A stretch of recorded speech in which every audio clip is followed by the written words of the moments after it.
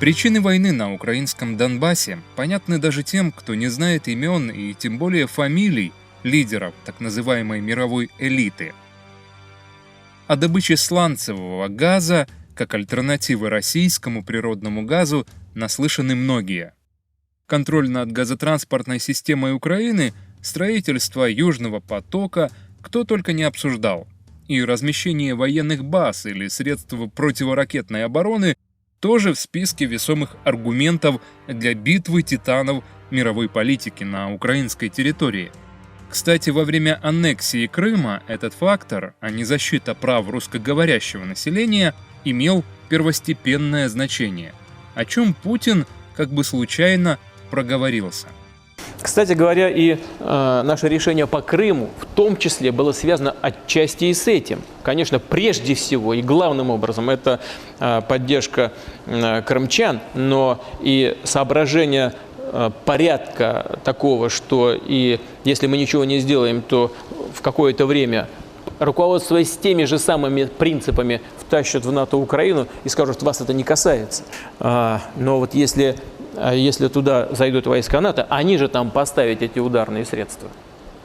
И тогда для нас это имеет уже геополитическое значение. Тогда Россия окажется практически выдавленной из Причерноморья. Но вот причины, по которым противостояние вышло за рамки политических договоренностей и с каждым новым днем приносят массовые человеческие потери, часто умалчиваются.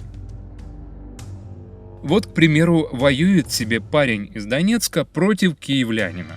Вроде бы и делить нечего, оба разговаривают на понятном друг другу языке, у обоих есть семьи и друзья, смысла бороться за территорию нет, места хватает всем.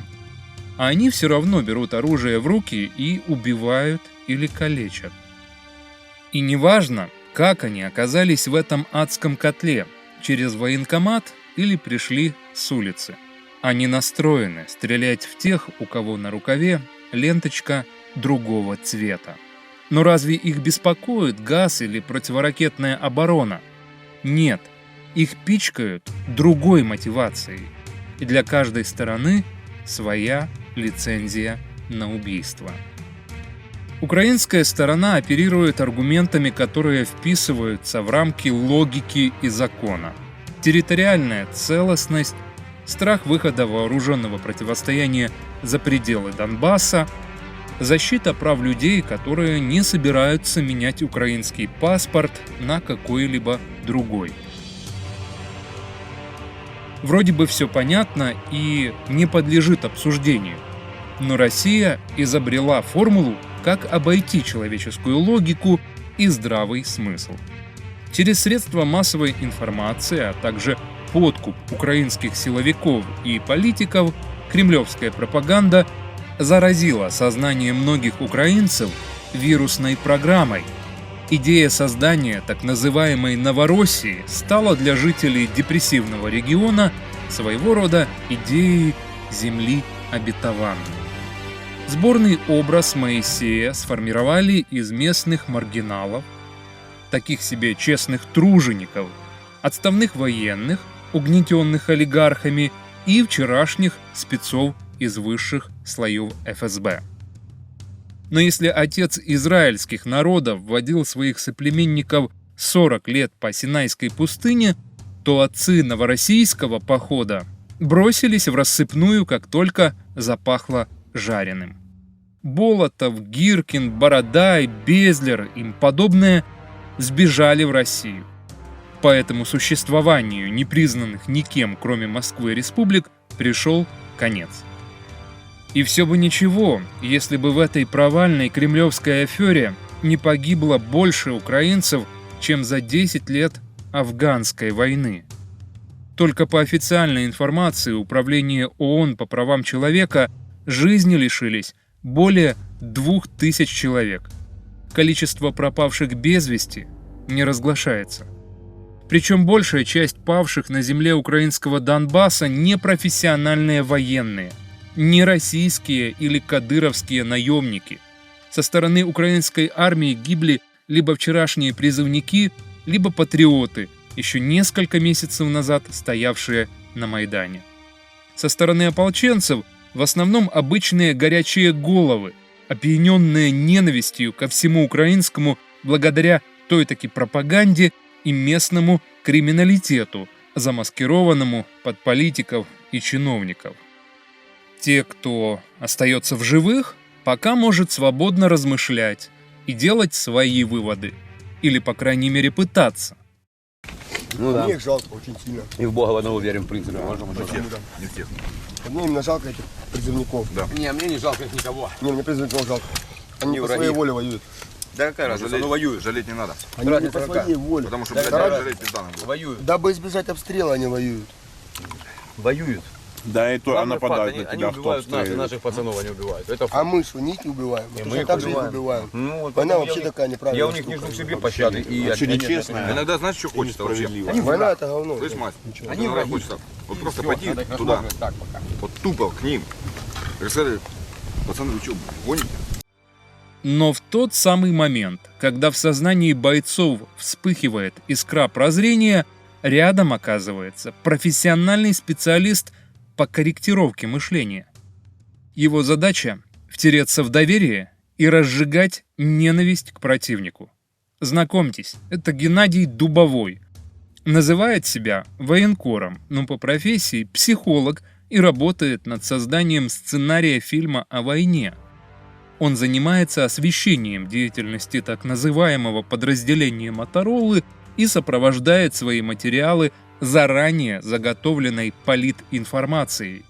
Так работает профессиональный провокатор. Вася, знаешь, почему не проиграют? Потому что возвышающийся унижен будет. Согласен. Почему они возомнили себя высшей расой, а тебя быдлом? Да, А? Не знаю. Что они решили считать? Но они не правы. Ты умница, великолепный боец, Это будете смотреть. мастер своего дела, а тебя какой-то дурак по возрасту такой же, как и ты, он считает, что ты низшая раса, подлежащая истреблению. Понимаешь? А Бог этого не прощает. Но он не прав. Бог всех призвал к жизни. Вот поэтому они и проиграют. Кроме этого, в условиях реального либо инсценированного боя Дубовой создает картинку, видеоматериал для кремлевских телеканалов. Сложи руки. Санта, прости нас. Суки, Сложи руки. уроды. Смотрите, украинцы, это вы убиваете людей. Суки, блядь, будьте вы прокляты. На машину российской пропаганды работают сотни подобных персонажей.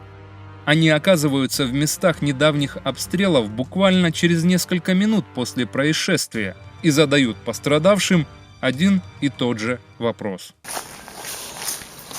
Не хотите привет Порошенко передать, не? Пусть ему, суки, рога повырастают. Идиот. И детям его тоже. Руководят армией провокаторов рупоры Кремля.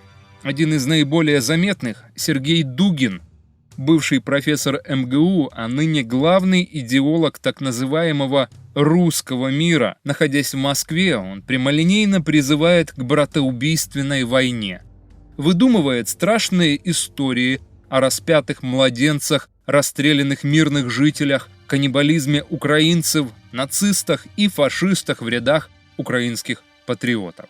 И мы должны обратиться к нему с воплем, с русским воплем. Путин, спаси Донбасс! Путин, спаси русских людей!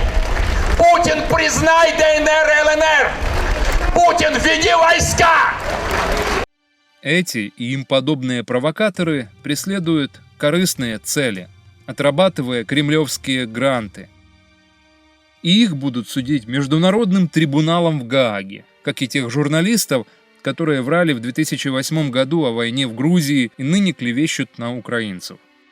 Открытым остается лишь вопрос, как поступать со звездами кино, призывающими к войне, такими как Охлобыстин. Мальчика распяли или не распяли, плохо, хорошо, информационная война. Не это важно. Важно, что могли. Понимаете? Вот где ужас-то. Только у русского народа другая великая национальная идея. Не дать возможности реализовать ни одной из великих национальных идей других народов. Сохранить, так сказать, мир Господень во всем спектре. Как быть с режиссерами, которые прямо называют украинских солдат-патриотов фашистами? а своих здравомыслящих соотечественников национал-предателями. Можете представить себе, чтобы Шульженко приехала бы петь в оккупированный немцами Минск? Вот приблизительно так я к этому и отношусь. При том, что очень показательно, символично и, я бы сказал, грустно. В 200 километрах от того места, если я не ошибаюсь, где выступает Андрей Макаревич, был Краснодон,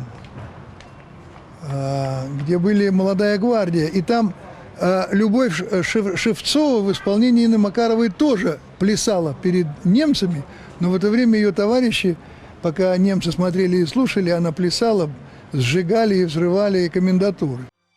Одно остается понятным и очевидным. Одурманенных идеей Новороссии людей, которые взяли в руки оружие и пострадали, в лучшем случае отправляют в какой-нибудь неприметный подвал, не предоставляя даже должной медицинской помощи. После того, как с меня сняли гипс, это было все лечение, про меня просто забыли.